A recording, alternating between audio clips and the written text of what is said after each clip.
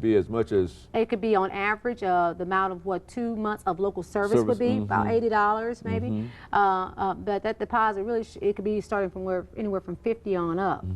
And of course, if they've had a bad history, but they've paid their bill to the telephone company, that deposit could be somewhat connected with the type of risk that the telephone company feel like they would be taking. Kind of like checking your credit and saying, we need to get this amount so that we will not miss any payments from the customer.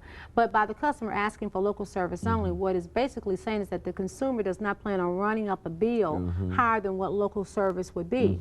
By adding call waiting, call forwarding, those are optional services. That's not considered as local service. Those are just optional services. And so everything beyond just local service, which means that it allows you to call only within that area code, that 615, for example, only within that area code. Is that what local service would do? Local service, because we are in a state where countywide calling is in place, they can call within the county. Anywhere within the county would be local service.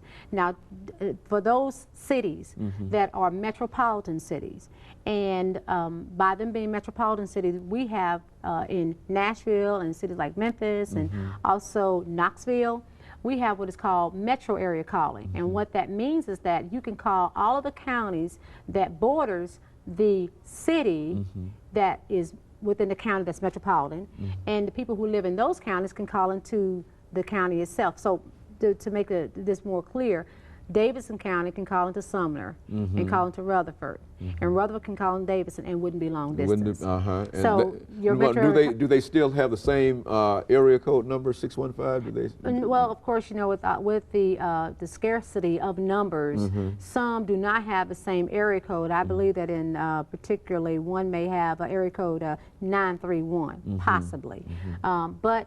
Irregardless if they're bordering, if they border the county that encumbers the metropolitan city, then it is metro area calling. And most consumers are aware that they have metro area calling. Most consumers are aware that they have countywide calling, because countywide call is a law.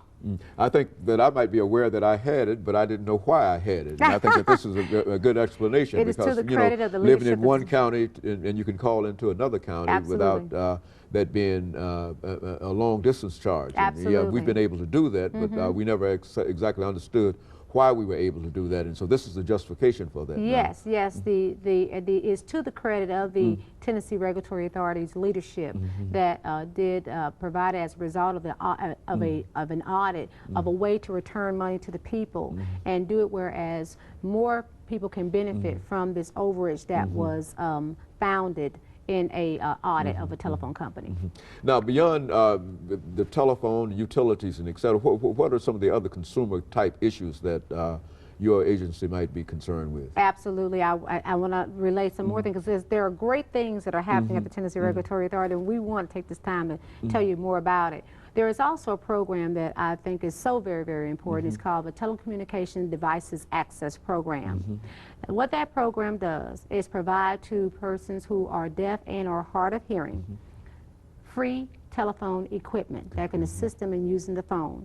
You know, a person who's deaf uses a special equipment called a TTY, text telephone. We provide the text telephone free of charge to that consumer, because we want to help make telephone service as close to telephone service for someone who does not have a disability. This program came about as a result of a study that our agency was directed to do.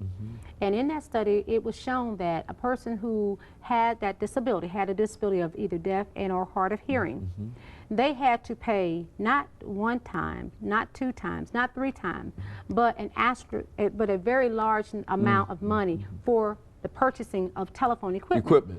The TTY at that time cost on average $200. But a person without a disability can go to maybe a Big Lots or a Walmart or what have you and buy a telephone for $10. Plug it in the phone, and they have their, you know, the ability to make a phone call. But a person who's deaf and or hard of hearing, who needs special equipment, their equipment costs so very much. And then if that equipment was to break, they would have to send it back to the manufacturer. Another cost. Another cost. And then accessibility. It was not easy for them to go and purchase these items. Normally you would have to ship off, or you have to buy them by some type of mail order or what have you. So what the TDAP program actually would do is provide to the consumer free of charge. It's not based on income, it's based on the need.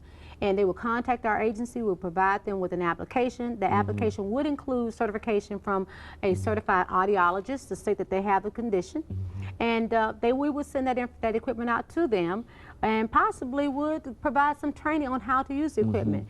In addition to TTYs, we provide amplified phones, we provide flashing light phones. So it's a lot of equipment that we provide in that area. Very good. And of course, Ms. Wilhoite, let me make preparations to end this today by thanking you for bringing that excellent information. I'm sure that many members of our audience who might be in situations where they might be able to have some kind of reduction on their telecommunications situations. Absolutely. And I'm sure that this information will be very, very helpful for them. And we want to thank you for simply bringing us that information. And we would also like to encourage our audience to tune in again next week for another informative edition of Comments.